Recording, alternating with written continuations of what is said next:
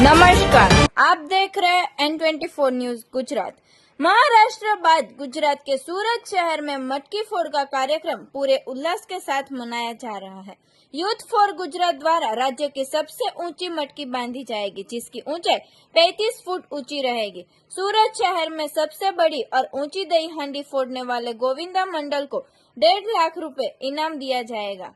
महिला गोविंदा भी 25 फुट ऊंची 2 मटकी फोड़ कार्यक्रम में शामिल होगी। सूरत शहर गोविंदा उत्सव समिति के प्रमुख गणेश सावंत के बताया अनुसार भागड़ में मुख्य मटकी फोड़ और लिंबायत की मटकी फोड़ कार्यक्रम का ड्रॉ किया गया था, जिस ड्रॉ में सूरत शहर की भागड़ की मुख्य मटकी वेड रोड को श्री युवक मंडल द्वारा फोड़ी जाएगी, जिनको रुपए 11,000 का नकद इनाम और ट्रॉफी देकर सम्मानित किया जाएगा। यूथ फॉर गुजरात के प्रमुख जिग्नेश भाई पाटिल द्वारा रुपए 1,51,000 का नकद इनाम जाहिर किया गया है। भागल 4 रस्ते पर कैबिनेट जल शक्ति मंत्री, गुजरात भाजपा प्रदेश प्रमुख और सांसद CR पाटिल के अध्यक्ष स्थान पर मटकी फोड़ने का कार्यक्रम आयोजित किया जाएगा। ગયા વર્ષથી આપણે ગોલ્ડન દહીં હાંડીનું આયોજન લિંબાયત વિસ્તારમાં કરીએ છીએ। એમ આ વર્ષે પણ લિંબાયતમાં સંજયનગર ખાતે ગોલ્ડન દહીં હાંડીનું આયોજન કરવામાં આવ્યું છે। એમ તો 26-27 વર્ષ પહેલા એક મંડળથી શરૂ થયેલું તે આજે 120 ઉપર મંડળ સ્થાપિત થઈ ગયા છે સુરતમાં। પણ બધાએ પોતપોતાના વિસ્તારમાં મટકી લીધી હોય એટલે બધા લોકો લિંબાયત આવવાનું પોસિબલ નથી। પણ આપણે જેટલા લોકો આવા રેડી હતા એ લોકોના નામ લીધા છે, તો ટોટલ 22 મંડળ આ વખતે લિંબાયત ખાતે આવશે। એમાંથી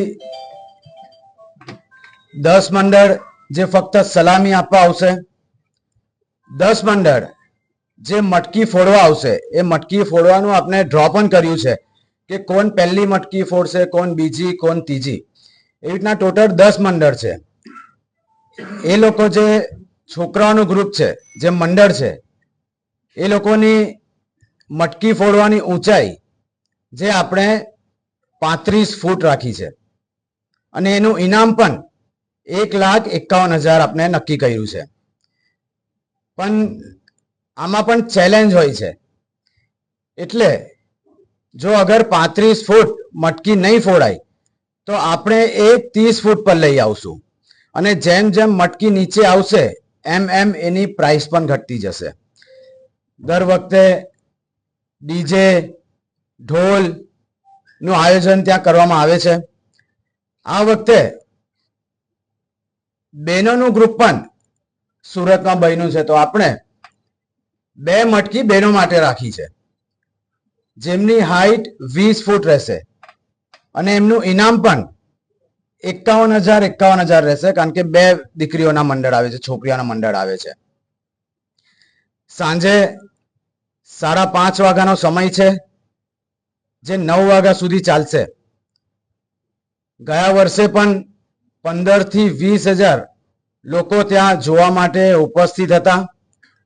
આ વખતે પણ મને લાગે છે કે 25,000 ઉપર લોકો ત્યાં ઉપસ્થિત રહેશે।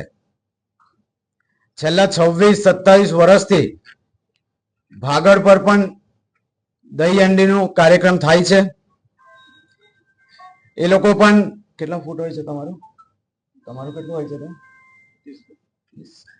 30 ફૂટની મટકી ત્યાં પણ રાખવામાં આવે છે। એમ તો યુથ ફોર ગુજરાત તરફથી આ 4થું વર્ષ કહેવાય। કોવિડ પહેલા 2 વર્ષ આપણે પીપલોદમાં કરેલું હતું, શારદાતન સ્કૂલ પાસે ગ્રાઉન્ડ પર। પછી આપણે લિંબાયતમાં આની શરૂઆત કરી છે। હું સૌ સુરતવાસીઓને કહીશ કે આપ આ મંડળોનું પ્રોત્સાહન વધારવા માટે આપ સૌ લિંબાયતમાં આવતી 27 ઓગસ્ટે સાંજે 5:30 વાગે સંજયનગર સર્કલે आओ, એ આપ સૌથી પ્રાર્થના છે। ખૂબ ખૂબ આભાર। देखते रहे N24 न्यूज गुजरात, सिर्फ हम तक ही नहीं सब तक।